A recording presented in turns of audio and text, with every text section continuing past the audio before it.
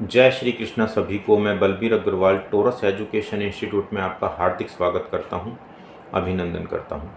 आज की इस वीडियो में हम पढ़ेंगे इंडियन अकाउंटिंग स्टैंडर्ड्स के बारे में, इनके मीनिंग को समझेंगे और दूसरा इनकी करैक्टरिस्टिक्स यानी कि इनके फीचर्स जो होते हैं उसके बारे में हम डिस्कस करेंगे।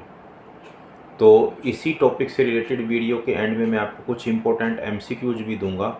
उन इम्पोर्टेंट एमसीक्यूज के जवाब भी आप मुझे कमेंट बॉक्स में लिखकर ज़रूर बताइएगा, ताकि आपको ये कंफर्म हो पाए कि आपने आज की इस वीडियो से कितना कुछ सीखा है। तो चलिए शुरू करता हूँ आज की इस वीडियो को। सबसे पहले हम समझते हैं इंडियन अकाउंटिंग स्टैंडर्ड ये क्या होता है, इसके मीनिंग को समझते हैं। तो इसके मीनिंग को समझने से पहले थोड़ा सा मैं एक बार आपको इसके इतिहास के बारे में बताता हूँ कि कैसे ये अकाउंटिंग स्टैंडर्ड शुरू हुए, ताकि आपको ये मीनिंग और अच्छी तरह से समझ में आए। देखिए, बहुत समय पहले से जैसे हमारे अकाउंट्स के जो रूल रेगुलेशंस हैं वो हर देश के अलग अलग रूल रेगुलेशन हुआ करते थे, जिनको हम बोलते थे अकाउंटिंग स्टैंडर्ड्स। इंडिया के अकाउंटिंग स्टैंडर्ड अलग हैं, किसी दूसरे देश के अकाउंटिंग स्टैंडर्ड अलग हैं, किसी तीसरे देश के अकाउंटिंग स्टैंडर्ड्स अलग हैं। मतलब सब देश अपने अपने रूल रेगुलेशंस के हिसाब से कार्य करते थे। तो उसकी वजह से ये दिक्कत आती थी कि एक देश में अगर हमारा व्यापार हो रहा है तो एक देश में जितनी भी कंपनियां उनकी तो आपस में हम तुलना कर सकते थे, क्योंकि उनके जो रूल रेगुलेशंस होते थे वो सेम होते थे एक देश के अंदर। तो परंतु यदि हमने अपना बिजनेस विदेश तक पहुंचाना है तो वहाँ पे दिक्कत आती थी, क्योंकि हम अपने अकाउंट्स की तुलना विदेशी अकाउंट से नहीं कर पाते थे, क्योंकि वहाँ के रूल रेगुलेशंस अलग होते थे और हमारे रूल रेगुलेशंस अलग होते थे, जिसकी वजह से तुलना करने में दिक्कत आती थी। तो फिर धीरे धीरे क्या हुआ, 1973 में 1973 में IASC की स्थापना की गई, जिसकी फुल फॉर्म है इंटरनेशनल अकाउंटिंग स्टैंडर्ड्स कमेटी। इसकी स्थापना की गई और इसने IAS बनाने शुरू किए, ये मतलब इंटरनेशनल अकाउंटिंग स्टैंडर्ड्स। ऐसे स्टैंडर्ड्स बनाने शुरू किए जो नेशनल लेवल पर नहीं बल्कि इंटरनेशनल लेवल पर काम करते थे, जिससे ये दिक्कत ना आए कि हम अपने अकाउंट्स की तुलना किसी दूसरे देश के अकाउंट से भी कर पाएँ। ये जो स्टैंडर्ड्स होते थे वो एक देश से दूसरे देश में भी मतलब एक तरह से ही काम होने लगा सारे देशों में। मतलब इंटरनेशनली लेवल पे अकाउंटिंग का जो तरीका है वो लगभग सेम सा हो गया इससे। फिर धीरे धीरे इसके अकाउंटिंग स्टैंडर्ड्स आए, IAS बहुत सारे आए, और उसके बाद फिर 2001 में IASC का नाम बदल के IASB कर दिया गया, यानी कि इंटरनेशनल अकाउंटिंग स्टैंडर्ड बोर्ड। और इस बोर्ड ने IAS की जगह IFRS बनाने शुरू कर दिए। IFRS का मतलब है इंटरनेशनल फाइनेंशियल रिपोर्टिंग स्टैंडर्ड्स। जो IAS बनाता था वही IASB IFRS बनाने लग गया।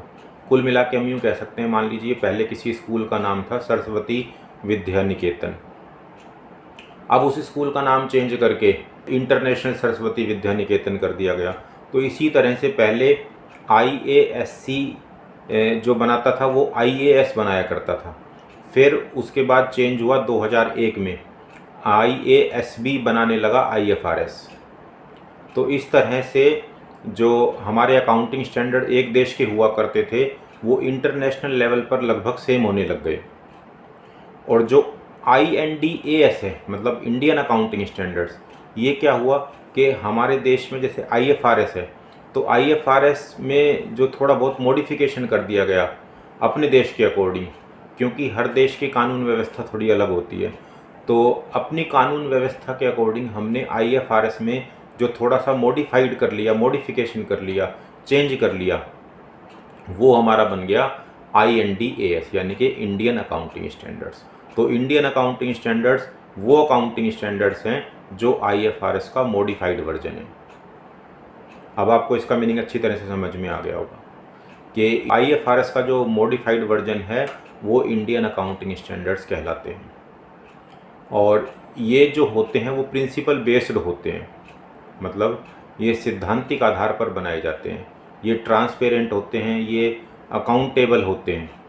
तो इस तरह के जो अकाउंटिंग स्टैंडर्ड्स हैं वो इंडियन अकाउंटिंग स्टैंडर्ड्स कहलाते हैं, जो IFRS का मॉडिफाइड वर्जन है। अब मैं आपको इस करैक्टरिस्टिक्स के बारे में बताता हूँ। तो पहली करैक्टरिस्टिक्स हम इसकी बता सकते हैं, मॉडिफाइड वर्जन ऑफ IFRS, यानी कि IFRS का संशोधित रूप। एक्चुअल में जो इंडियन अकाउंटिंग स्टैंडर्ड्स है वो कोई नए अकाउंटिंग स्टैंडर्ड्स नहीं है, बल्कि IFRS का अमेंडमेंट रूप यानी कि मॉडिफाइड वर्जन है, संशोधित रूप है। यूँ कह सकते हैं कि जो इंडियन अकाउंटिंग स्टैंडर्ड्स है वो IFRS प्लस में अपने देश के अकॉर्डिंग उसमें कुछ अमेंडमेंट, ये हो गया इंडियन अकाउंटिंग स्टैंडर्ड्स। दूसरी विशेषता हम इसकी बता सकते हैं, कंप्रीहेंसिव कवरेज, यानी कि व्यापक दायरा। जो इंडियन अकाउंटिंग स्टैंडर्ड का दायरा है कवरेज का, वो काफ़ी लंबा चौड़ा है। जैसे इसमें हम एक्सपेंसेस के बारे में भी बताते हैं, इनकम के बारे में भी बताते हैं, एसेट्स के बारे में भी बताते हैं, लायबिलिटीज़ के बारे में भी बताते हैं, रिवेन्यू के बारे में भी बताते हैं, इक्विटीज़ के बारे में भी बताते हैं। तो इसका दायरा काफ़ी बड़ा है, मतलब ये हर चीज़ के बारे में, हर बात के बारे में इंफॉर्मेशन प्रोवाइड हमें करती है। तो अकाउंट्स बनाने में हमें किसी प्रकार की कोई भी प्रॉब्लम नहीं आती। इसका दायरा जो है वो व्यापक है, कंप्रीहेंसिव कवरेज है इसका। तीसरी विशेषता हम इसकी बता सकते हैं, प्रिंसिपल बेस्ड। ये जो इंडियन अकाउंटिंग स्टैंडर्ड्स हैं वो प्रिंसिपल बेस्ड हैं। प्रिंसिपल बेस्ड का मतलब होता है कि जो आपके सिद्धांत हैं वो आपको बता दिए गए हैं, उसके आधार पर आप अपने विवेक के अनुसार कोई भी डिसीजन लेते हैं। जैसे फॉर एग्जांपल मान लीजिए, एक घरेलू एग्जांपल लेते हैं। मान लीजिए एक माँ ने बताया कि आपको घर में अच्छी तरह से साफ़ सफाई रखनी है, तो ये हो गया हमारा सिद्धांत। अब हमारी मर्जी है कि हम साफ़ सफाई में मतलब कितने बजे क्या क्या काम करेंगे। अगर ये प्रिंसिपल बेस्ड होता तो उसमें ऐसा होता कि आपको घर की साफ़ सफाई करनी है, 8 बजे ये काम करना है, 8:15 बजे ये काम करना है, 9 बजे ये काम करना है, 10 बजे ये काम करना है, मतलब एज इट इज़ उसको फॉलो करना है। वो होता है रूल बेस्ड। पर हमारा जो इंडियन अकाउंटिंग स्टैंडर्ड्स है वो है प्रिंसिपल बेस्ड। मतलब इसमें किसी काम को करने के लिए सिद्धांत बताए गए हैं और उस सिद्धांत को हम अपने विवेक के अनुसार, जो अकाउंटेंट है वो अपने विवेक के अनुसार अपने हिसाब से यूज करेगा। चौथी विशेषता हम बता सकते हैं इसकी, ट्रांसपेरेंसी, यानी कि पारदर्शिता।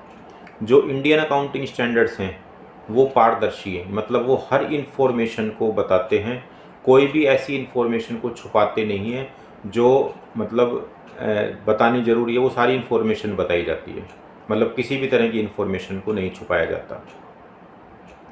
जैसे मान लीजिए कंपनी के ख़िलाफ़ कोई मुकदमा चल रहा है, कोई केस चल रहा है 5 लाख रुपए का, तो इंडियन अकाउंटिंग स्टैंडर्ड्स अगर उसको ये लगता है कि मुकदमे में अगर हम हार गए तो 5 लाख रुपए की हमारी लायबिलिटी हो सकती है, ऐसी संभावना है, तो according to transparency Indian accounting standard इस बात को अपने अकाउंट्स में डिस्क्लोज करता है।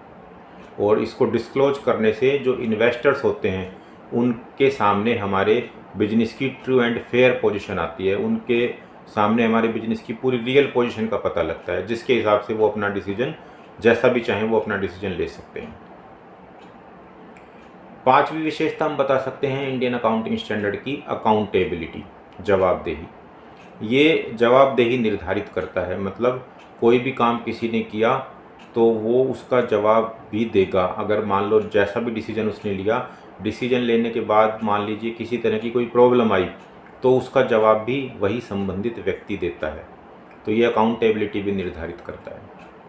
छठी विशेषता हम इंडियन अकाउंटिंग स्टैंडर्ड की बता सकते हैं, रिलायबिलिटी, यानी कि विश्वसनीयता। इस स्टैंडर्ड की वजह से जो हमारे अकाउंट्स हैं वो विश्वसनीय बनते हैं, क्योंकि हर इन्फॉर्मेशन को यहाँ पे शो किया जाता है, किसी प्रकार का कोई भी छुपाव नहीं किया जाता। इस वजह से जो हमारे ये इंडियन अकाउंटिंग स्टैंडर्ड्स हैं वो विश्वसनीय होते हैं। तो छठी विशेषता ये भी हम बता सकते हैं इसकी। सातवीं विशेषता हम बता सकते हैं इंडियन अकाउंटिंग स्टैंडर्ड्स की, कंपेरेबिलिटी, यानी कि तुलनात्मकता।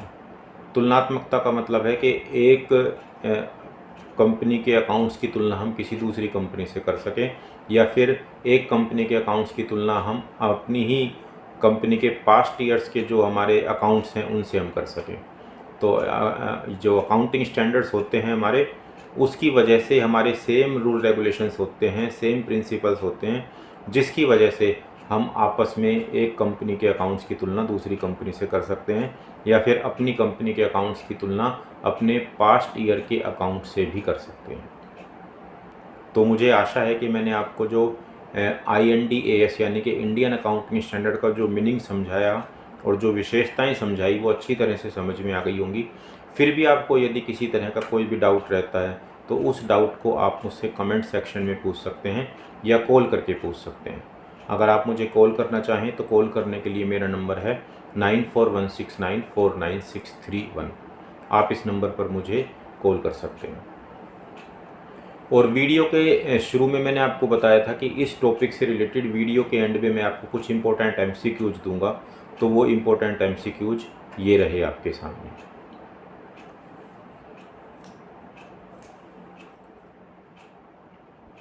अगर आपको आज की वीडियो अच्छी लगी हो तो आप जितना ज़्यादा हो सके इसे शेयर कीजिएगा, इसे लाइक कीजिएगा, और अगर आप चैनल पर नए हैं तो चैनल को सब्सक्राइब भी ज़रूर कर लीजिएगा। और आप मुझे कमेंट करके ये बताइएगा कि ये वीडियो आप कहाँ से देख रहे हैं। मिलता हूँ बहुत जल्द एक नए टॉपिक के साथ एक नई वीडियो में। तब तक के लिए जय श्री कृष्णा, जय श्री कृष्णा। टोरस एजुकेशन संस्थान से संबंधित और अधिक जानकारी के लिए आप हमसे संपर्क कर सकते हैं। धन्यवाद। You can contact us for more information related to Taurus education institute. Thank you.